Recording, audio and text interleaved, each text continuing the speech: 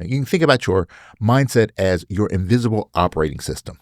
It runs constantly, influencing how you see the world, how you react to challenges, and how you show up in life. And just like any OS, if you don't update it, it limits what's possible.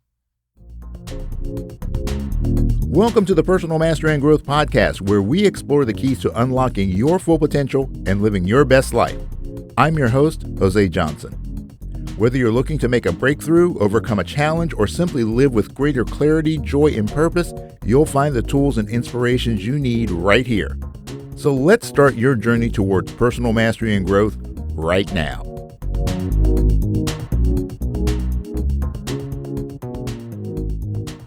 Welcome back to the Personal Mastery and Growth Podcast, your go-to resource for practical tips, insightful research, and inspiring stories to help you unlock your full potential. I'm your host, Jose Johnson, and I'm an expert in the fields of mindfulness, mindset, and peak performance, and I am so excited to have you here with me today. And in today's episode, we're diving into something that affects everything but operates silently in the background: your mindset. You can think about your mindset as your invisible operating system. It runs constantly, influencing how you see the world, how you react to challenges, and how you show up in life. And just like any OS, if you don't update it, it limits what's possible. So let's break it down. I think about your smartphone. It's sleek, it's powerful, it's loaded with tons of features. But the thing that really determines how well it works, well, that's the operating system. If it's outdated, apps start crashing, notifications don't come through, and performance slows way down. Now, apply that to your mind. Your mindset is the operating system that governs how you process the world around you. It determines what information you pay attention to, how you interpret that information, and how you respond to it. And the wild part is, most people never update their mental software. Now, look, they're still running on mindset version 1.0. That's the code that was written in childhood, that was crafted through our early experiences, our family dynamics, our cultural norms, and our past emotional wounds. That mindset silently shapes your default reactions, how you handle setbacks, how much risk you're willing to take, and even how much joy you allow yourself to experience. We'll end up saying things to ourselves like, well, that's just the way I am, or I don't do well under pressure, or I'm not creative, or I could never do that. But they aren't truths. They're programs. And the great thing, programs can be rewritten. So let's look at what science tells us about this. The idea that mindsets are fixed, well, it's been thoroughly debunked. The brain is plastic, meaning that it can physically change in response to how we think and behave. This is the principle of something called neuroplasticity. Dr. Carol Dweck's work on fixed versus growth mindsets showed us that people who believe abilities can be developed tend to achieve more. They bounce back quicker from setback, and they enjoy learning more, even when it's hard. But here's where it gets even more interesting. Your mindset also directly influences your ability to regulate your emotions.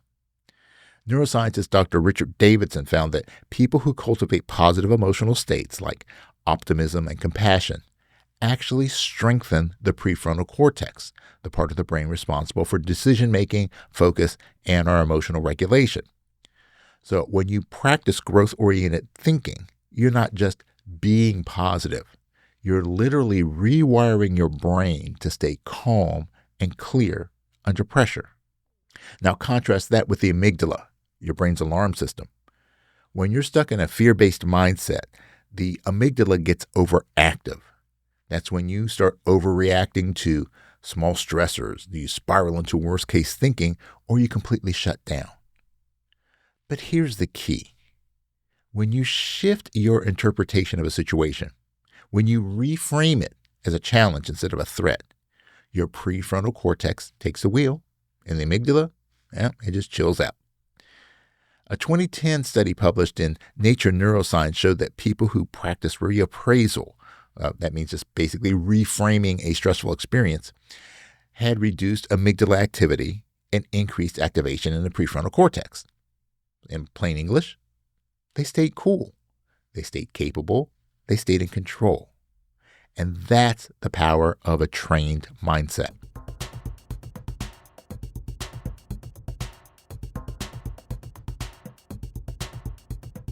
So how do you know if your mindset could use an upgrade?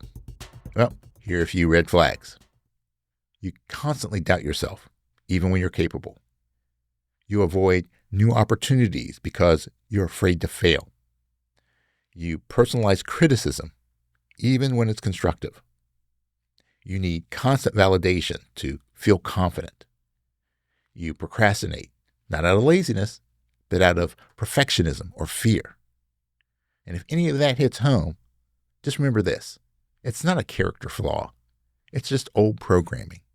And once you can see it, you can change it. Now, let's talk about tools. Here are 6 powerful ways that you can start updating your mindset right now. First, run a thought audit. Track your thoughts for a day, especially when things go sideways. Write them down. Ask yourself, is this thought helpful or harmful? Awareness is the first step to rewriting the code. And number 2, ask yourself, what else could be true? Catch a limiting belief and immediately challenge it.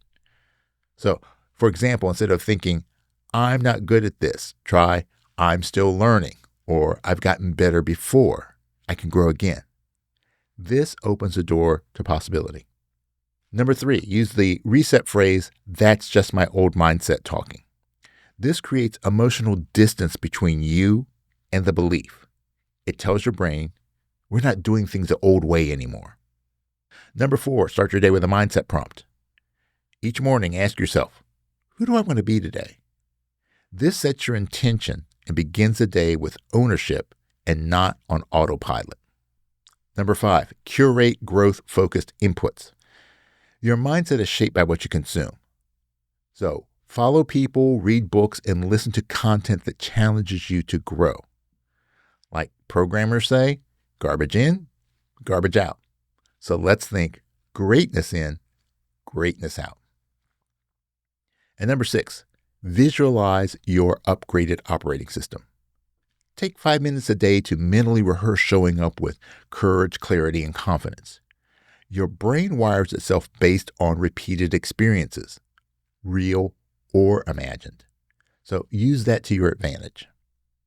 You don't need to overhaul your mindset overnight, but you can start updating it one thought, one belief, one behavior at a time. And if you're curious about where your default patterns are strongest, I've created a free mindset assessment.